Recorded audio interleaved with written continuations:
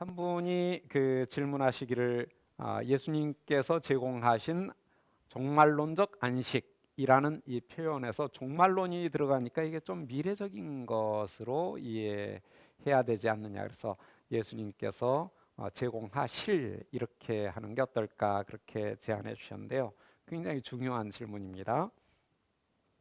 여기서 이제 우리가 종말론이라는 표현을 종말이라는 표현을 조금 우리가 정리할 필요가 있는데요. 가장 간단히 얘기해서 유대교 신학과 기독교 신학의 가장 큰 차이가 뭐냐를 얘기한다면 유대교 신학은 아직 종말이 임하지 않았다라고 하는 데 있습니다. 그런데 기독교 신학은 종말이 이미 임하였다. 누구와 함께요? 예수님의 오심과 더불어서. 그래서 하나님 나라가 이미 임했다는 말은 종말이 이미 도래했다는 말과 다르지 않다. 근데 이제 일반적으로 우리가 조지신학을 공부할 때는 종말론 하면 예수님의 재림과만 연결해서 이해를 해 왔기 때문에 이런 이제 오해가 생기는 것 같아요. 그래서 그 한 조직신학자는 아주 유명한 조직신학자인데요. 이런 얘기를 했어요. 오늘날 조직신학의 문제가 뭐냐? 종말론을 종말로 그 조신학의 체계 중에 맨 마지막에 다루는 게 문제다. 예, 그러니 신론이나 기독론이나 죄론이나 구원론이나 교회론을 다룰 때 종말하고 상관없이 이 내용들을 다루는 그러한 오류를 범한다. 그러나 제대로 된 기독교 신학은 종말론으로부터 시작을 해야 된다. 종말론을 얘기하고 그 종말에 비추어서 모든 다른 신학적 요소들이 정리되어 가야 한다라는 그런 지적을 합니다.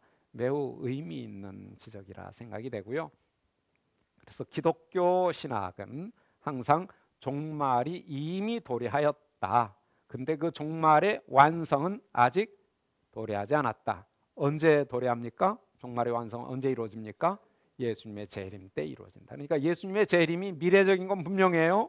종말과 무관한 건 아닙니다. 그러나 종말이 그때 도래하는 것이 아니라 이미 도래한 종말이 그때 완성된다라는 점에서 종말과 재림이 연관돼 있습니다. 그러나 종말의 가장 기본적인 연관성은 예수님의 초림입니다. 예수님께서 메시아로 오셨을 때 이미 종말은 시작되었고 그 종말이 지금 계속 성장해 가고 있다. 이렇게 이해를 하시면 될 것 같고요. 자, 이제 보완적인 설명 마무리하고 두 번째 단락으로 들어가도록 하겠습니다.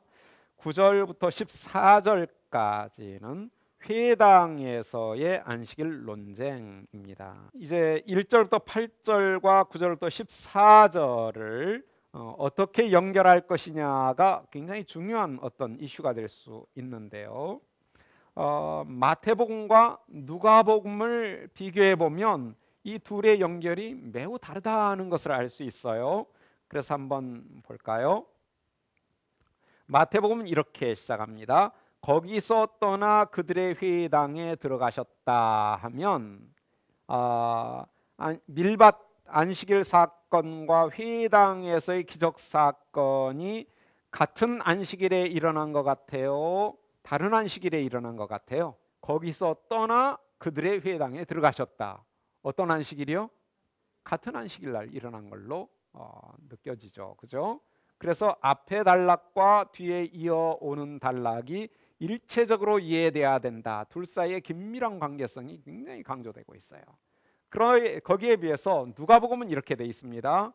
또 다른 안식일에 예수께서 회당에 들어가사라고 했어요. 그러고 보니까 마태복음에서는 앞에 있는 단락과 두 가지 연결점이 있어요. 거기서 떠났다라는 것과 그 회당이 누구의 회당이라는 거예요? 앞에서 문제를 제기했던 바리새인들의 회당이라는 것이에요. 그들의 회당에 들어갔다. 근데 누가복음에 의하면 또 다른 안식일에 예수께서 회당에 들어가셨다.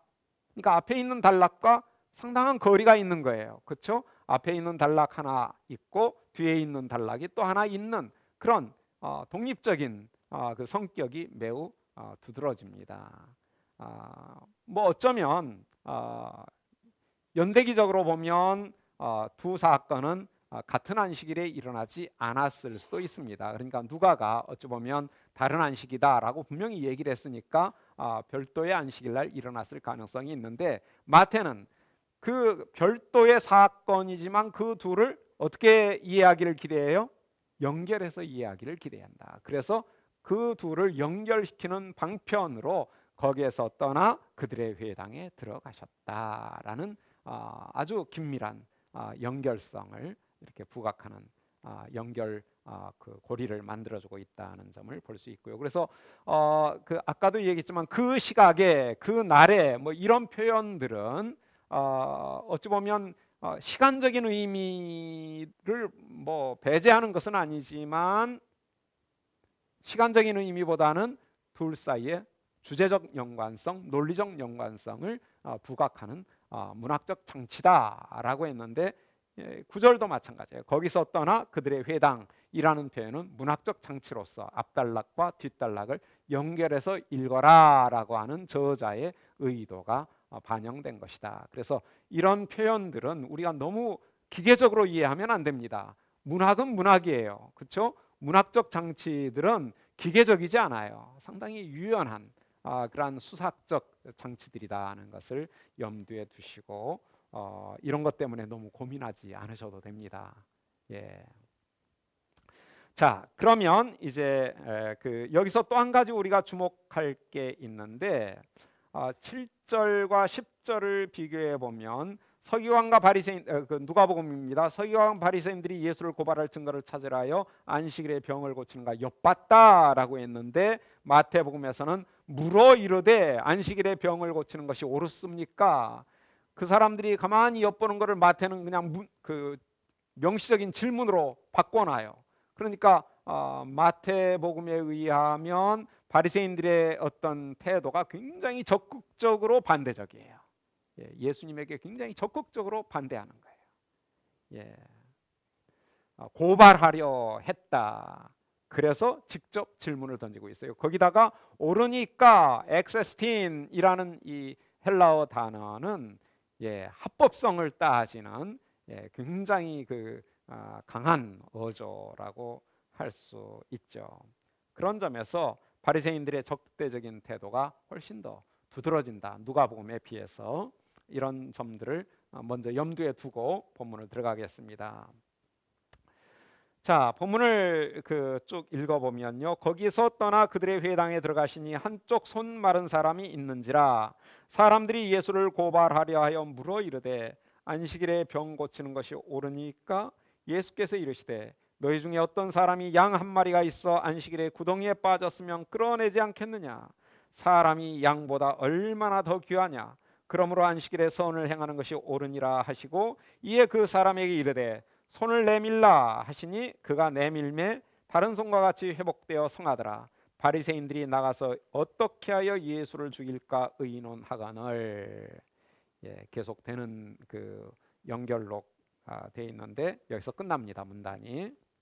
자, 이 본문을 이해하기 위해서 우리가 먼저 생각해야 할 문제의 핵심 한 가지는 과연 안식일에 치유 활동이 금지되어 있었는가입니다.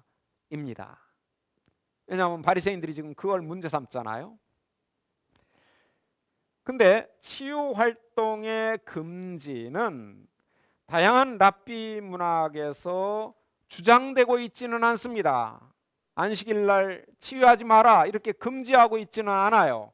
근데 흥미로운 것은 그걸 전제하고 있어요. 당연히 안 되지라고 전제하고 있어요. 기정사실로 전제합니다. 그런데 여기에 유일한 예외가 있습니다. 이 예외는 여러분들도 흔히 들어 알만한데요. 어떤 경우에는 고칠 수 있었을까요? 치유할 수 있었을까요? 생명의 위협을 느낄 때는 치유 활동이 허용되었습니다. 예외 규정이죠. 만일 예수님께 질문을 던진 바리새인들도 랍비들의 이러한 입장을 채택하고 있었다면, 그리고 실제로 그랬을 가능성이 굉장히 높습니다. 그러면 안식일에 손 마른 자를 치유하는 것은 그들의 구전율법 기준에 비추어 봤을 때 불법적인 게 분명합니다. 왜 그럴까요? 왜 그럴까요?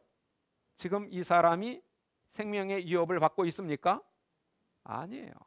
그러니까 안식일에 손 마른 자를 치유하는 것, 그것은 불법적입니다. 이러한 상황 하에서 바리새인들의 질문에 대한 예수님의 대답은 아주 명백합니다. 바리새인들의 입장에 따르자면 아니다, 치유해서는 안 된다, 이런 답이 나와야 되는데 예수님의 대답은 그들의 그러한 구전율법에 얽매여 있지 않습니다. 따라서 그분의 대답은 그렇다, 치유해도 괜찮다, 당연히 치유해야 된다, 이런 답변입니다.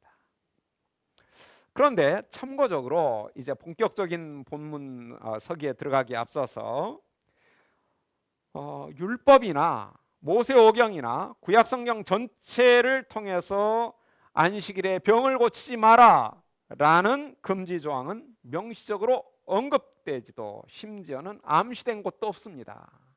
이건 순수하게 유대인들의 구전 전통과 관련된 문제다라는 점을 먼저 염두에 두시고요. 자, 이제 바리새인들의 도전이 있었죠. 안식일에 병을 고치는 것이 옳습니까?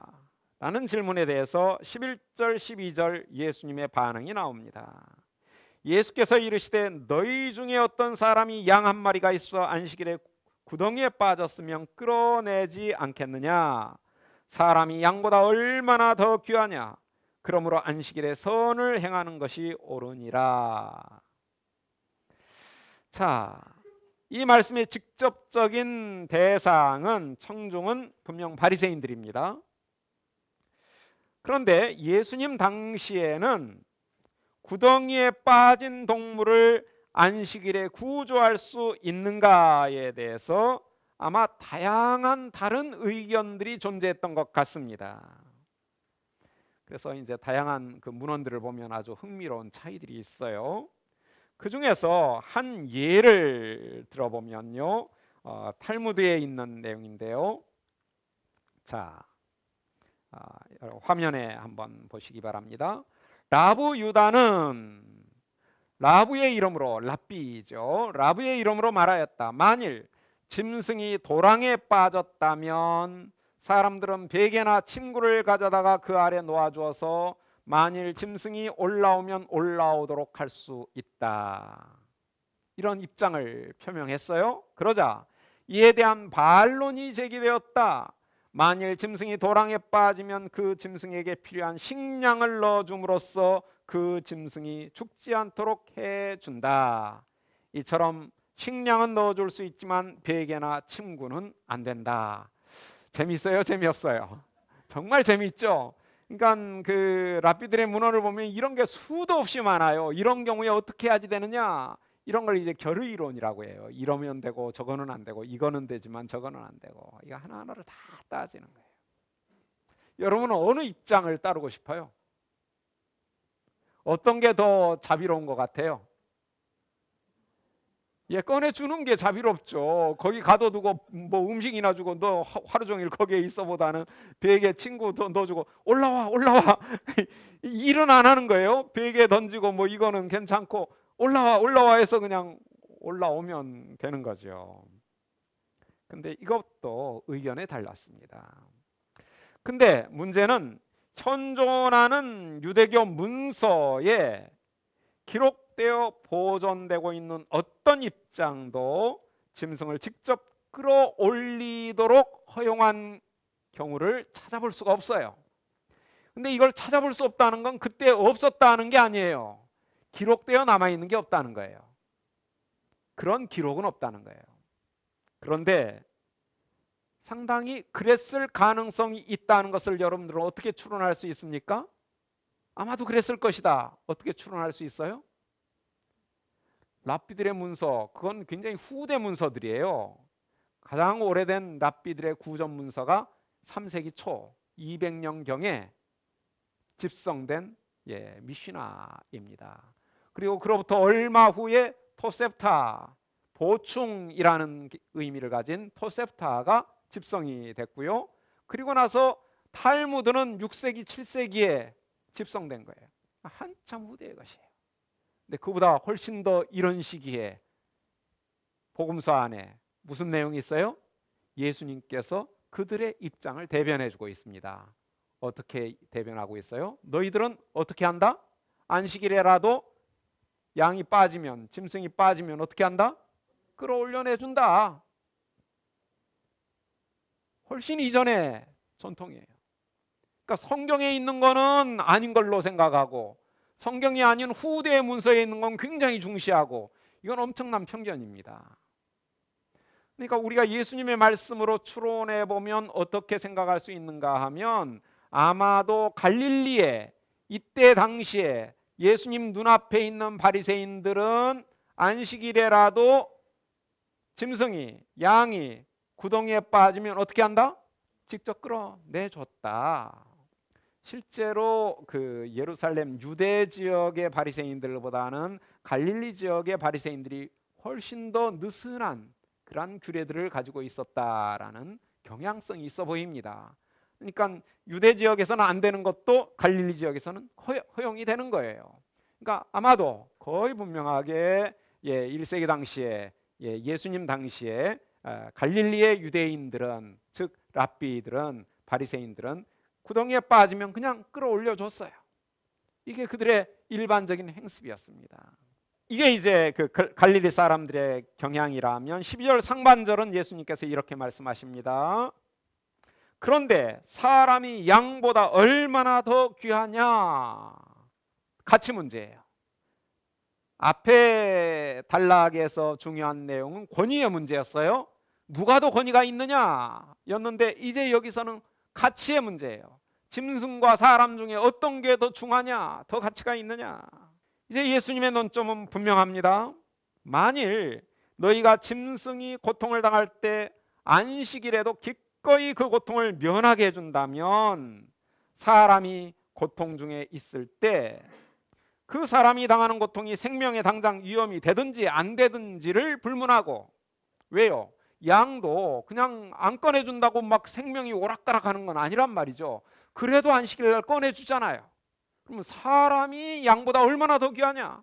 그러면 사람이 빠졌으면 당연히 사람을 끄집어내야 되지 않겠느냐? 그 사람이 생명이 오락가락하지 않는다 할지라도. 그럼 지금 사람이 고통 중에 있는데 구덩이에 빠진 것보다 손이 오그라들어가지고 이 불편을 겪는 이게 얼마나 더 불편한 것이고 고통입니까? 그러면 안식일일지라도 그 사람을 그 고통으로부터 구출해 주는 것이 얼마나 당연한 것이냐라는 논점입니다. 그런데도 너희들의, 바리새인들의 구전율법, 전통은 이 당연한 행동을 금지하고 있다는 거예요. 그래서 12절 하반절에 이렇게 결론을 내립니다. 그러므로 안식일에 선하게 행하는 것은 적법하다. 우리 개역개정에 선을 행하는 것, 좀 더 원문에 가깝게 하면 선하게 행하는 것은 적법하다. 이제 예수님은 바리새인들의 할라카, 즉 구전율법이 아니라 안식일의 주님이신 당신 자신의 권위의 기초에서 일반 원리를 제시하십니다. 그러면서 당신의 논점을 결론짓고 있습니다. 그러므로 안식일에 선하게 행하는 것은 적법하다. 앞서 바리새인들의 질문이 적법합니까? 라고 질문을 했는데, 선하게 행하는 것은 적법하다. 적법의 기준을 말씀하십니다. 여기서 헬라어 접속사 호스테, 그러므로, 이 접속사는 예수님의 선언이 앞에 두 말씀 11절부터 12절 상반절로부터 이끌어낸 결론이다 하는 것을 시사해 줍니다.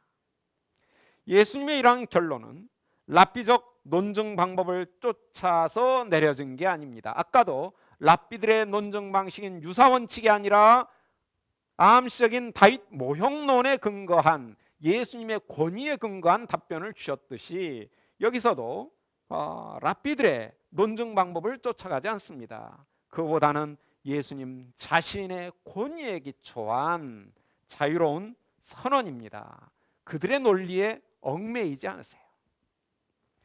만일 너희가 짐승이 고통을 당할 때 안식일일지라도 그 고통을 면하게 해준다면 사람이 고통 중에 있을 경우에 안식일에라도 그를 그 고통으로부터 구출해 주는 것이 지극히 옳은 일이다. 그의 생명이 당장 위협을 당하는 상황이고 아니고는 문제가 되지 않습니다.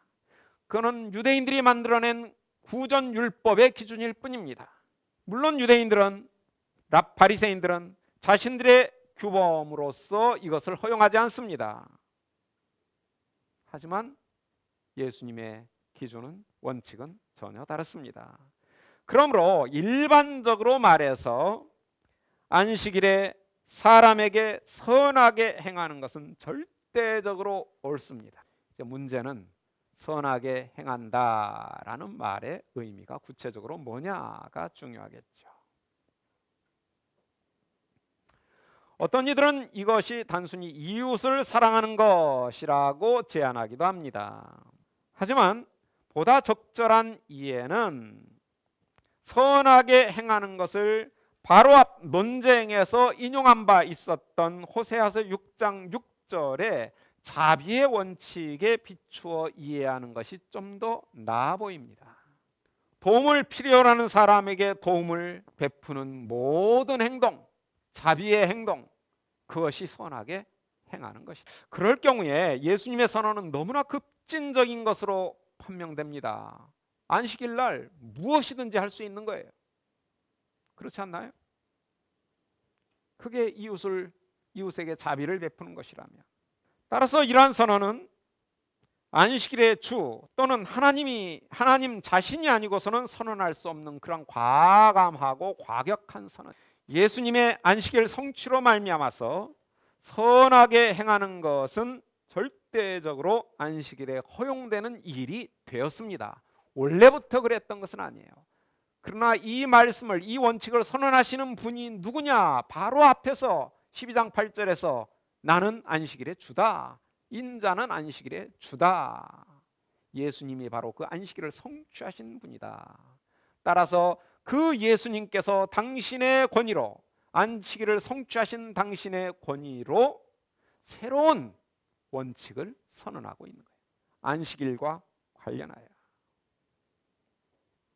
왜 선하게 행하는 것은 안식일에 허용되는가? 이유는 그것이 안식일에 대한 하나님의 원래 뜻과 일치하기 때문입니다. 안식일은 인간에 대한 하나님의 자비의 표현으로 제정되었다는 것, 앞서 우리가 살펴봤죠? 따라서 안식일에 그들에게 자비로운 행동을 행하는 것은 옳은 일입니다. 따라서 선하게 행하는 것은 안식일을 깨뜨리거나 폐하는 행동이 아닙니다. 그렇다고 단순히 구약의 안식일 율법을 있는 그대로 지키는 것도 아닙니다. 선하게 행하는 것은 안식일의 성취의 결과로 당연히 뒤따라오게 되는 안식일의 성취이신 메시아의 요구 사항이다. 새로운 기준을 제시하시는 거예요.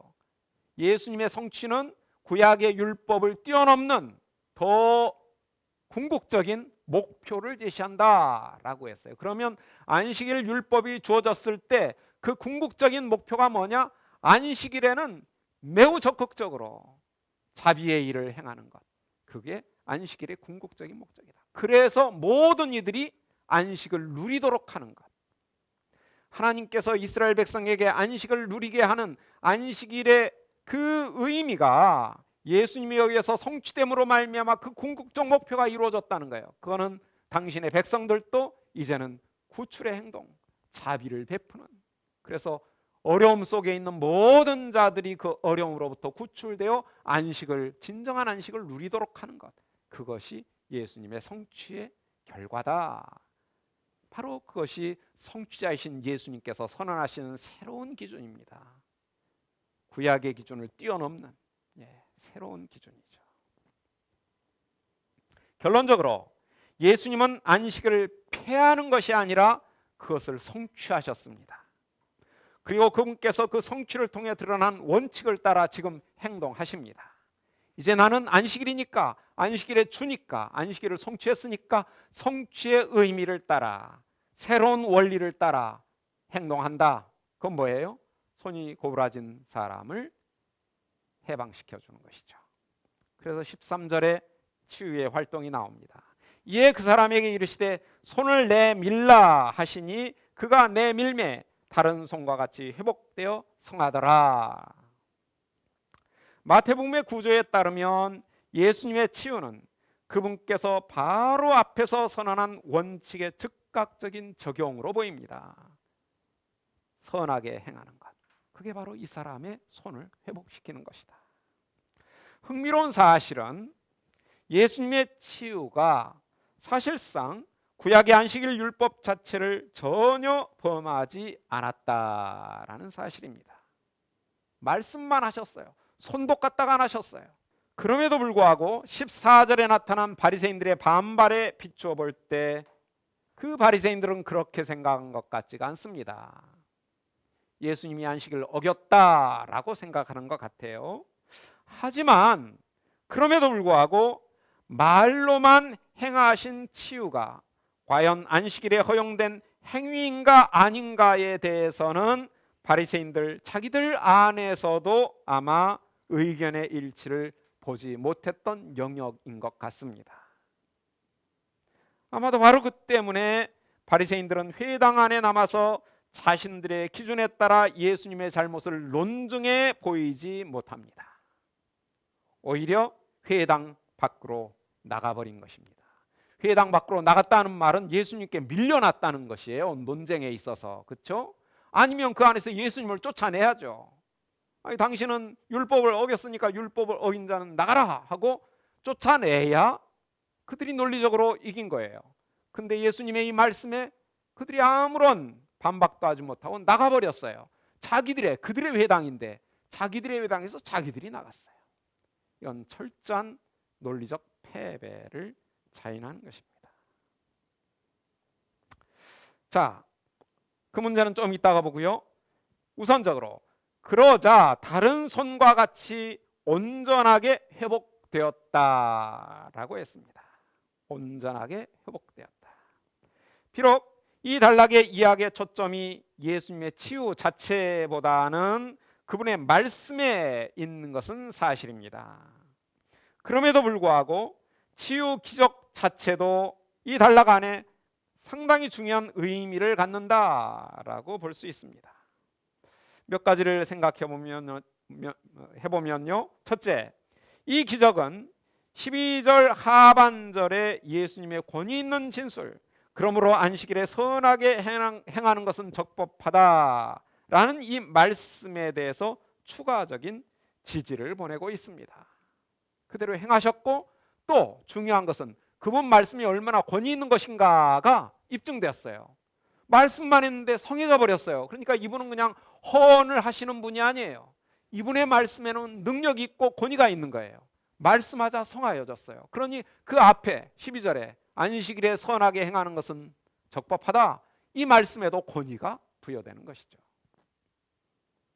두 번째로 기적의 결과, 곧 오그라든 소원이 회복된 결과는 육체적 불구로부터, 즉 육체적인 짐으로부터 구출이라는 점에서 안식일의 성취를 은연중에 보여주고 있습니다. 안식이란 회복의 그리고 구출의 의미가 있죠. 굴레로부터의 해방, 구속, 구원. 내 믿음이 너를 구원하였다. 혈루증 걸린 여인에게 선언하였던 그 구원, 해방적인 의미가 이 사람에게도 적용이 되고 있습니다.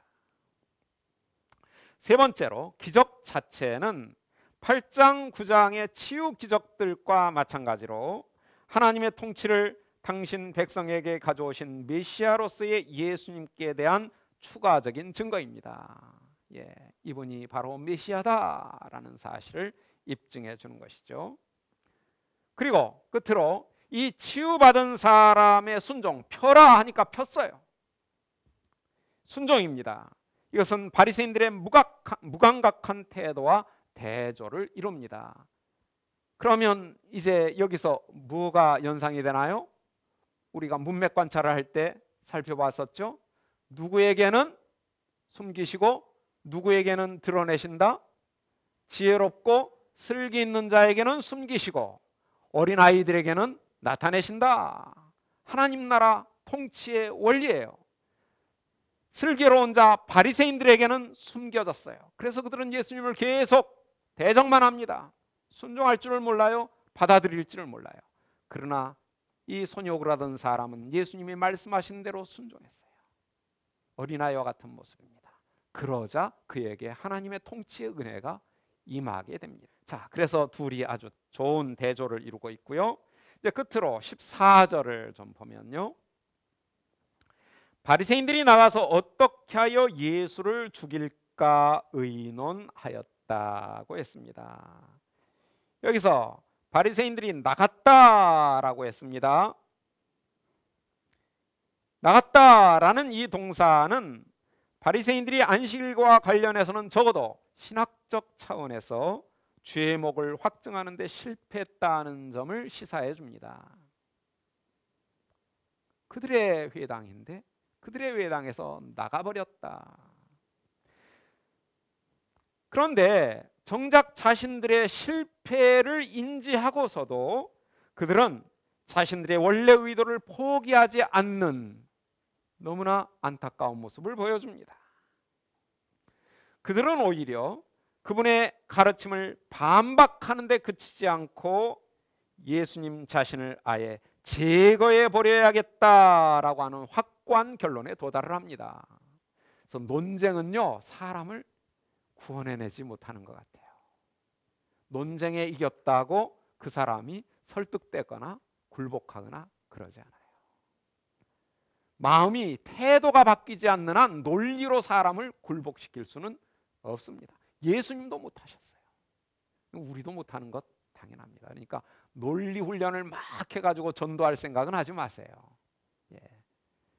오히려 그 사람이 마음이 겸손해지고 갈급하고 하나님을 갈망할 때 그때는 아무리 논리가 부족한 말이라도 복음이 들어가면 그 사람이 설득되는 것이죠. 하나님 앞으로 나오는 것이죠. 그들은 오히려 논리적으로 졌기 때문에 한 걸음 더 나갑니다. 더 화가 난 거예요. 그래서 어떻게 해버리겠다? 죽여버리겠다. 제거해 버려야겠다. 14절에 스물리온 엘라본 이 표현은 이제 모의하였다, 의논하였다 이렇게 번역이 될 수 있는데요. 이 표현은 마태의 특징적인 표현입니다. 예수님의 적대자들의 행동을 묘사하는 데만 사용이 돼요. 모의하였다. 이 말 자체가 부정적이란 말이죠. 그래서 22장 15절이나 27장 1절, 7절 그리고 28장 12절 이런 곳에서 모의한 내용들은 다 예수님을 적대하는 사람들이 하는 행동들입니다. 그런데 이 모의한다라는 말은 반드시 어떤 공식적인 결정을 의미하는 것은 아닙니다. 이 단락에서는 바리새인들의 사적인 의견 교환 정도가 아니었을까. 야, 우리 어떻게 해가지고 예수 죽여버려야겠다. 이 정도의 어떤 사적인 의견. 그들의 이러한 논의는 아무런 공식적인 구속력이 없었습니다. 그때 당시에 바리새인들은 사람들을 죽이고 살릴 수 있는 그런 법적 권한이 없었어요. 그래서 단순한 어떤 계획 수립 정도는 하지 않았을까. 야, 우리 어떻게 하면 예수를 죽일까? 이 안식일 가지고 말이야. 아무래도 좀 어떻게 죽일 방도를 찾아봐야겠다. 뭐 이렇게 어떤 계획 정도는 수립한 것이 아닐까. 만일 바리새인들의 계획이 그때 당시에 아무런 공적인 법적인 구속력이 없었고 실제로 예수님께서 안식일 율법을 어기지도 않으셨다라고 한다면 흥미로운 것은 예수님의 마지막 재판 과정에서 안식일과 관련된 어떤 그 공격이라도 어떤 그 뭐 문제라도 제기된 적이 있나요? 없어요. 아무런 언급도 없습니다. 죄목도 거론되지 않습니다. 이러한 사실은 그리 놀랍지 않습니다. 만약에 정말 예수님께서 결정적으로 바리새인들의 입장에서 봤을 때 빼도 박지도 못할 정도로 안식일을 어겼다라고 한다면 그게 죄목으로 상정이 됐을 거예요. 근데 바리새인들도 나갔다, 회당에서 나갔다는 것은 논리적으로 예수님이 안식일을 범하였다는 것을 입증하지 못했다는 것을 보여주는 것이죠. 그래서 정작 예수님이 재판당하실 때는 안식일 문제가 언급되지 않아요. 다만 문제되는 게 있죠. 성전을 내가 허물겠다. 그리고 3일 만에 다시 짓겠다. 사실 예수님이 똑같이 말하신 적은 사복음서에 없어요. 요한복음에 아주 유사한 요소가 있죠. 너희가 허물라. 그럼 내가 짓겠다. 이렇게는 말씀하셨어요. 근데 내가 허물겠다라고 말씀하시지는 않았는데, 그런데 이제 실제로 마태복음 21장 그리고 22장 20장부터 뭐 이제 좀 있습니다만은 21장, 22장 그리고 23장 마지막 부분, 그리고 황폐하여 너희 집이 황폐하여 버려질 것이다. 그리고 24장에 와서 돌 하나도 돌 위에 남지 아니하고 완전히 무너뜨릴 것이다 라고 하는 예수님의 이런 성전에 대한 예고들은 바로 그 성전과 관련된 죄목을 입증하는 하나의 근거가 됐을 수 있겠다. 왜냐하면 성전과 관련해서 많은 말씀을 하셨으니까. 성전이 무너질 것이다, 심판당할 것이다. 그런데도 불구하고 안식일과 관련해서는 아무런 얘기가 없었다는 것은 이들의 이러한 문제 제기가 논리적으로 그들의 논리에서도 딱 부러지게 입증할 만한 그러한 문제는 아니었다고 볼 수 있습니다. 자, 예수님의 원리 선포 뭔가요? 안식일에 선하게 행하는 것은 적법하다라고 하는 12절 하반절의 원리 선포와 치유의 기적 13절에서 이에 대한 바리새인들의 최종 반응은 예수님의 성취 관점에 입각한 안식일에 대한 급진적인 접근, 예수님의 접근이죠. 이 접근과 바리새인들의 구전 율법적인 관점에 입각한 전통적인 접근, 이 둘 사이에는 조화할 수 없는 거리 간격이 있었다. 서로 간에 결코 함께 맞닿을 수 있는 그러한 문제가 아니었다. 예수님의 안식일 이해는 매우 급진적입니다. 그런데 바리새인들의 안식일에 대한 이해는 매우 전통적이에요. 이 전통적인 그들의 입장과 예수님의 성취의 급진성은 함께 갈 수 없었다. 그들이 아무리 성경에 대하여 지혜롭고 슬기롭다 할지라도 하나님 나라의 비밀은 그것을 뛰어넘는 거예요. 거기에 얽매이지 않아요. 그래서 예수님은 논증의 내용만이 아니라 논증의 방식도 바리새인들의 방식을 취하지 않아요. 당신의 권위로, 성취자의 권위로 선언을 하십니다. 그게 예수님과 바리새인들의 건널 수 없는 간격입니다. 그들을 결코 설득하지 않았다. 권위로 선언하셨다. 메시아로서의 권위 있는 가르침과 기적에 직면하여서 그분을 죽이려는 바리새인들의 시도는 자신의 메시아직 때문에 죽음을 당해야 하는 메시아의 운명을 미리 내다보게 해줍니다. 이제 마태복음에서는 16장에 가서 예수님의 죽음에 대한 예고가 나오죠. 16장 31절에. 그래서 거기에서 예수님께서 이제 당신의 그 죽음, 죄송합니다. 31절이 아니라 21절에서 죽음을 예고하시는데 그 예고에 앞서 그들이 죽이려고 모의하였다라는 사실은 이미 그분의 죽음을 내다보게 하는 어떤 암시를 예시해 준다고 볼 수 있습니다.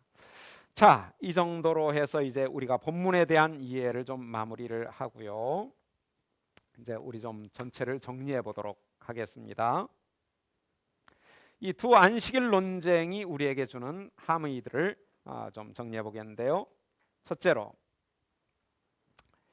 11장 25절 이하에서 예수님은 구약 성경에 이미 계시되어 왔던 안식일에 대한 하나님의 원래 의도와 궁극적 목표를 성취하신 분으로 나타납니다. 구약 성경에 의하면 안식일 제도는 일곱째 날에 대한 하나님의 축복을 반영합니다. 그런데 그 일곱째 날의 궁극적인 목적은 하나님의 백성을 위한 영원한 안식에서 발견이 됩니다. 안식일 율법은 이처럼 그 근원에 있어서 짐으로 주어지지 않았고 오히려 하나님의 언약적 축복의 표현으로 주어졌습니다. 안식일을 지키는 데 있어서 언약적 관계를 인식하는 것의 근본적인 중요성은 안식일 계명들 가운데 포함된 창조와 출애굽 동기 구절들에 의해서 효과적으로 지적되고 있습니다. 출애굽기에 있는 십계명, 신명기에 있는 십계명이 각각 창조의 동기 구절, 출애굽의 동기 구절을 가지고 있다라는 사실. 그러나 안식일이 이란 원래 의도와 목표는 이스라엘의 역사를 통해서 심각하게 왜곡되어 왔습니다. 잊혀져 왔습니다. 그래서 몇몇 구약 구절들 가운데서 우리는 안식일 제도의 언약적 성격을 인지하거나 귀하게 여기지 못한 채 율법적으로 지키는 경향을 이미 주목할 수 있어요. 아까 우리가 살펴봤던 이사야 1장 13절 이하가 그러합니다. 그런데 그러한 율법주의적인 안식일 준수는 하나님 자신에 의해서 거부되고 있습니다. 형식보다 그 정신이 더 중요한 거예요. 정신이 상실된 형식은 아무 의미가 없어요. 그런데 예수님의 사역 시대에 이르기까지 안식일의 언약적 중요성에 대한 인식과 강조는 더욱더 심각하게 악화되었던 것으로 보입니다. 약화되었습니다. 그 대신 구체적이고 세부적인 정밀한 조항들의 숫자는 점점 늘어나게 되었고, 그래서 안식일 율법은 필연적으로 보다 불편하고 짐스러운 무거운 짐이 되어갔습니다. 그 결과 사람들의 관심은 자연히 그들이 안식일을 왜 지켜야 하는가 그 정신보다는 그들이 안식일을 어떻게 지켜야 할 것인가 방법에 초점을 맞추게 됩니다. 이처럼 원래 하나님의 언약적 축복의 표현으로 제정되었던 안식일이 이제는 짐스러운 제도가 되어버린 것이죠. 그게 예수님 당시의 상황이었던 것 같습니다. 이러한 상황 하에서 예수님은 안식일에 대한 원래 의도와 그 궁극적 목표를 성취하기 위해 이 땅에 오셨습니다. 그분은 사람들에게 종말론적 안식을 주는 그분의 멍에를 메라라고 초청하십니다. 안식일의 원래 의도에 관한 그의 가르침, 안식일에 대한 그분의 주권 선언 12장 8절에서 인자는 안식일의 주인이라, 그리고 안식일의 일반적 행동 원리, 안식일에 선하게 행하는 것은 적법하다, 그리고 안식일 치유 사역, 이들 모두는 예수님께서 안식일에 대한 하나님의 원래 의도와 궁극적 뜻의 성취자이시다는 점을 잘 증언해 줍니다. 자, 이런 관점에서 이제 우리가 이 안식일 성취가 5장 17절에 예수님의 구약 성취와 어떻게 연관되는가를 좀 생각해 보도록 하겠습니다. 아까도 간략하게 얘기했지만 안식일의 성취는 5장 17절에 내가 율법이나 선지자를 폐하러 온 것이 아니라 성취하러 왔다라고 하는 이 선언의 구체적인 예다라고 볼 수 있습니다. 우리는 그러한 예를 이미 5장 21절부터 48절에서 6가지의 대조적 교훈을 통해서 예수님의 구약의 성취가 구체적으로 어떻게 이루어졌는가를 윤리적인 차원, 윤리적인 계명들과 관련해서 살펴보았습니다. 그런데 여기에서는 이제 안식일과 관련하여 예수님이 구약의 율법을 어떻게 성취하셨는가를 여실히 보여주고 있습니다. 인자이신 예수님은 어떤 이들이 의구심을 갖거나 생각한 것처럼 안식일을 폐하러 오신 것이 아닙니다. 오히려 성취하러 오신 분입니다. 예수님의 안식일 성취는 다른 율법의 성취들의 경우와 마찬가지로 연속성과 불연속성 두 가지 요소를 가지고 있습니다. 연속성의 요소는 예수님의 구속이 안식일을 궁극적으로 성취하셨다라는 데서 발견이 됩니다. 안식일의 궁극적 목표, 그거는 영원한 구속, 영원한 구원입니다. 근데 예수님께서 그 안식을 제공하신 것이죠. 연속성이 있습니다. 하지만 불연속성의 요소는 예수님의 성취 이후에는 안식일이 이전과 동일한 모습으로 남아있는 것이 아니라 그분의 성취에 의해서 초월되었다라는 데서 발견이 됩니다. 이제 예수님의 제자들은 구약시대 사람들이 지켰던 것과 동일한 방법으로 구약의 안식일을 지켜야 할 의무가 더 이상 없습니다. 왜냐? 제자들은 이제 예수님에 의해서 성취되었고 제공된 안식일의 궁극적인 목표라고 할 수 있는 종말론적인 안식, 곧 구속, 구원을 이미 누리고 있기 때문입니다. 이는 12장 5절 6절에서 너무나 강력하게 시사되고 있는 내용입니다. 만일 제사장들이 성전 안에 있는 한 안식일 율법을 준수해야 할 의무가 없었던 것과 마찬가지로 제자들은 성전보다 더 크신 예수님과 함께 있는 한, 그리고 함께 있기 때문에 안식일을 지켜야 할 의무가 제사장들보다 훨씬 덜하다는 것이, 이러한 사상은 마태복음 안에서 훨씬 더 전개시켜 볼 수 있습니다. 만일 안식일보다 더 큰 성전이 예수님의 성취로 말미암아 모형으로서의 기능을 그만두게 되었다라고 한다면, 다시 말해서 우리가 더 이상 성전에 가서 예배를 드리지 않잖아요. 성전의 기능이, 모형으로서의 기능이 그쳤기 때문입니다.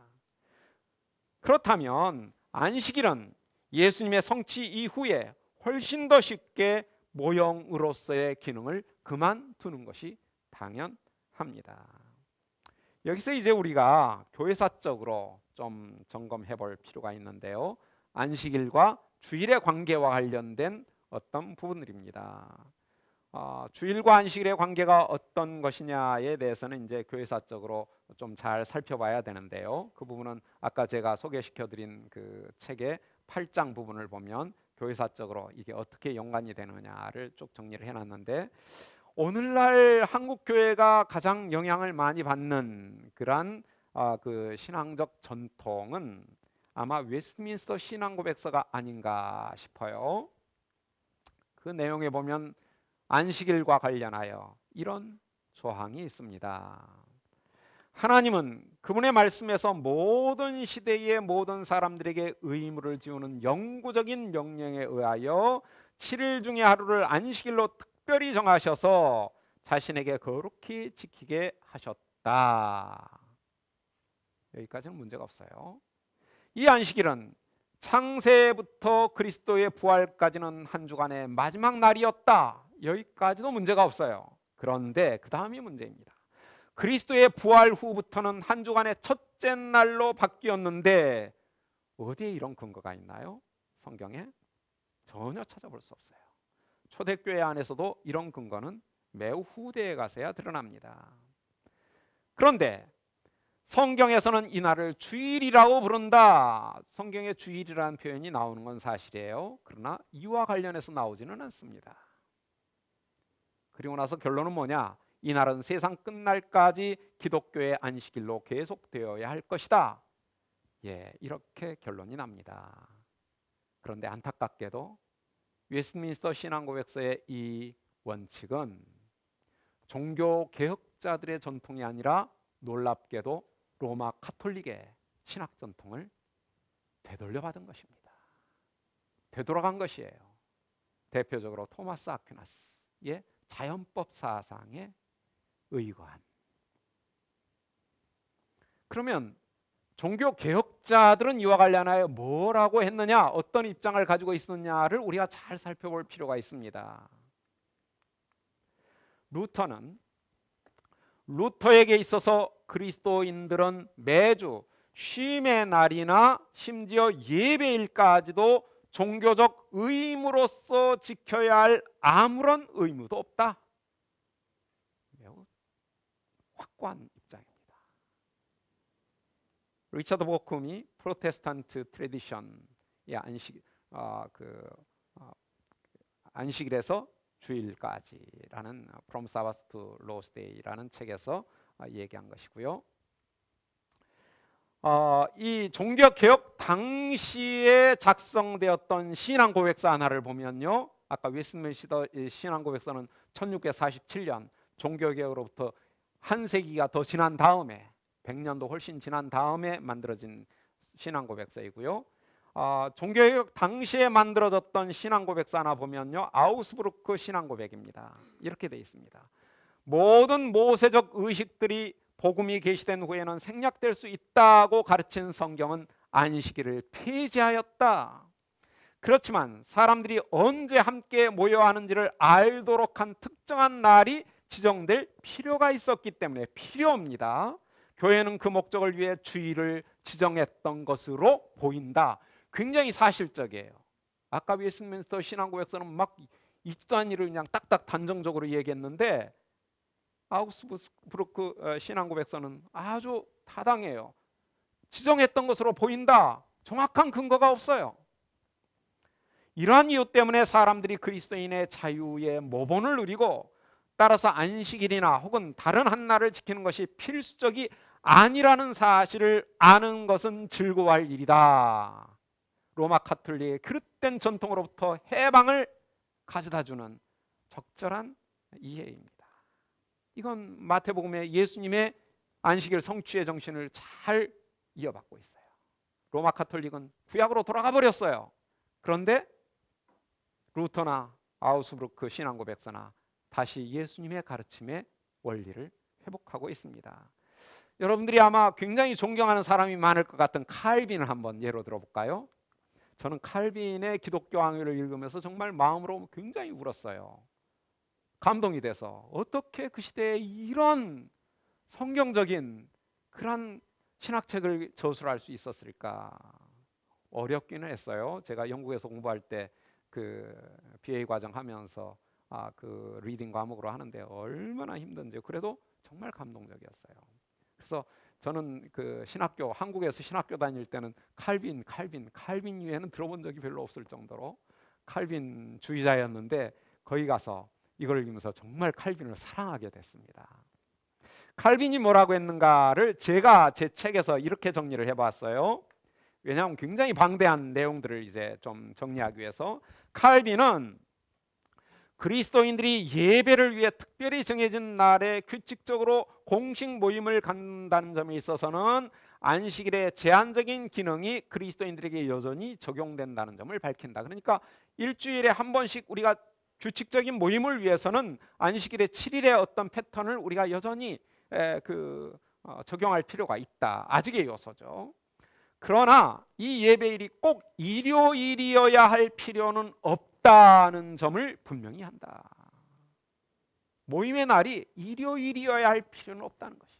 토요일도 좋고 금요일도 좋다는 거예요. 오히려 일요일에 지나친 의미 부여를 하는 경향은 안식일을 여전히 신성시하는 유대인들의 미신에 감염된 것이다 라고 엄중히 경고를 합니다. 그래서 칼빈의 여러 얘기들 중에 한 얘기를 제가 직접 인용을 해봤습니다. 칼빈의 이야기입니다. 아까는 제가 칼빈 내용을 종합한 것이고요. 칼빈이 기독교 강요 2권 8장 34절에서 이렇게 얘기합니다. 이처럼 거짓 선지자들의 덧없는 이야기들은 사라진다. 거짓 선지라고 했어요. 그들은 지난 수백 년에 걸쳐, 이 수백 년은 로마 카톨릭 교회를 얘기하는 것입니다. 사람들을 유대교의 견해로 감염시켰다. 그러니까 로마 카톨릭은 성경을 떠나서 예수님을 떠나서 유대교로 회귀시켰다는 거예요. 칼빈의 지적이에요. 그들은 이 안식일 계명의 의식적 부분만 폐지되었고 도덕적 부분, 곧 일의 가운데 하루를 정하는 것은 남아있다라고 주장했다. 토마스 아퀴나스의 전통이에요. 아까 웨스트민스터 신앙고백서도 이걸 따라가는 거예요. 그러나 칼빈의 입장입니다. 그러나 이것은 나를 변경한 것일 뿐이고 그 나를 거룩하다고 하는 생각은 여전하다. 나를 거룩하게 여기는 것은 여전하다는 것이에요. 이러한 자신들의 교회 규정들을 고수하는 자들의 미신은, 이걸 미신이라고 그래요. 나를 정하고 그 나를 여전히 거룩하다 여기는 것. 미신은 유대인들보다 3배나 더 유치하고 그리스도를 가졌는데도 불구하고 유대교적 사상에 물들어 있기 때문에 3배나 더 유치하다는 거예요. 유격적인 안식일 엄수주의적 미신이다, 이렇게 선언합니다. 제가 너무 강조를 했나요? 예, 칼빈이 참으로 대단한 신학자입니다. 그 시대에 복음의 핵심을 너무나 정확하게 파악하고 있어요. 오늘 제가 강의한 모든 내용 칼빈은 이미 여기 한마디로 잘 담아내고 있습니다. 이제 이렇게 하면 제가 또 이런 식으로 오해받을 수 있어요. 그 얼마 전에 한 방송국에서, 기독교 방송국에서 저에게 한참 전입니다. 전화가 왔어요. PD한테. 그 우리 패널 그 토론이 있는데 그 토론에 한쪽 그 리더로 좀 와주시겠냐고. 그래서 뭐냐고 그랬더니 주일 성수와 관련된 문제다. 그래서 그러면 뭐 어떤 내용인데, 그러니까 꼭 주일날 예배를 드려야지 되느냐, 뭐 이제 토요일 날도 쉬고 그러니까 토요일 날도 뭐 편의에 따라 예배를 드릴 수도 있지 않겠냐. 예, 저는 어느 쪽입니까 그랬더니 아무 때나 예배 드려도 괜찮다는 쪽 패널을 맡아달라는. 그래서 제가 그 PD한테 저는 안 그런데요, 저는 주일날 예배 안 드리는 건 문제가 많다고 생각하는데요. 그랬더니 PD가 그래요. 제 책을 읽어봤는데 그게 아닌 것 같던데요. 그래. 그래서 그 책을 잘 읽어보시면 제가 그런 얘기하는 게 아닌데요. 주일이 안식일의 어떤 율법적 의미를 물려받은 것은 아니다는 건 분명한데, 주일날 교회 공동체의 예배 날로서의 전통은 매우 중요하다. 교회가 예배일로 정한 그 날이 주일이라면 주일날 예배를 드리는 것은, 그거는 우리가 생명을 내놓고라도 지켜야 할 고귀한 전통이다. 물론 그것은 지역에 따라 토요일날 모여야 되면 토요일날 그 날이 중요한 거예요. 교회 공동체가 공적으로 예배일로 정한 그 시간, 그 날, 그게 중요하죠. 왜냐하면 그 날이 모든 교회가 함께 예배드리는 공통된 신앙의 고백의 어떤 일부이기 때문에, 그러니까 금요일 날 모여서 예배를 드리는 그러한 문화 속에서는 금요일 날 모여서 예배 드리는 거, 칼빈이 이렇게 얘기하잖아요. 날은 아무렇게나 정해도 괜찮아요. 금요일이 됐건 토요일이 됐건 주일이 됐건 심지어는 월요일이 됐건 어떤 날이 되더라도 예배 드리는 날로 정해놓으면 그 예배 드리는 날의 전통은 교회의 공동체적 모임의 날로서의 소중한 가치가 있다. 그래서 우리가 우리의 편의를 위해서 날을 바꾼다든지 시간을 바꾼다든지 하는 것은, 이거는 충성심의 문제인 것 같아요. 하나님과 나의 편의 중에 어떤 것을 따를 것이냐. 사람의 일이 아니라 하나님의 일을 따라야 되는데, 그거는 공동체적 예배에 어떤 의미를 부여하느냐가 있다. 그러니까 날의 생명을 걸 문제는 아니지만, 그러나 공동체가 예배일로 정한 그 날의 가치는 소중하고, 특히 주일은 교회 전통으로 보면 굉장히 중요해요. 왜냐하면 예수님의 부활의 날이요. 그 부활을 기념한 초대교회 이래로의 그 주일에 모이는 그 시간은 굉장히 오랜 전통을 가지고 있어요. 다만 한 가지 우리가 기억할 것은, 초대교회 당시에는 콘스탄틴 대제가 일요일을 공휴일로 선언하기 이전에 모든 그리스도인들은 주일날 하루 종일 일했습니다. 그리고 그들이 모이는 시간은 새벽이나 저녁 늦게였어요. 일이 끝난 다음에. 한 번도 생각 안 해보셨죠? 그러니까 주일날 일하면 안 되는 전통은 한참 후에 생긴 거예요. 거기다가 이제 안식일 의미를 갖다 부여하니까 일하면 큰일 나는 것처럼 생각된 거예요. 그러나 주일은 예배일이지 일하지 않는 날이 아닙니다. 안식일과의 연속선상에 있는 것이 아니라 예배일로서의 가치가 있다라는 점 정도를 우리가 정리하고 저의 모든 강의를 마무리하고자 합니다. 수고들 하셨습니다.